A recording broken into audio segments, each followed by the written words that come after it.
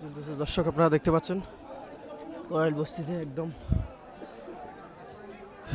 মর্মান্তিক ভয়াবহ আগুন জ্বলতেছে, দেখে একদম কলেজা কেঁপে যাচ্ছে। একদম সব জ্বলে পড়ে ছাই হচ্ছে, অন্য অন্য সাইডগুলোতে আরও ভয়াবহ চলতেছে। ফায়ার সার্ভিস কর্মী ভাইয়েরা পানি দিয়ে যাচ্ছে, কিন্তু এখনো আগুন নিভতেছে না।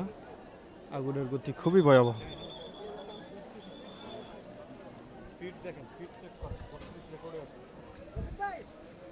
এই আগুনের তাপ গায়ে চলে আসতেছে এখান থেকে।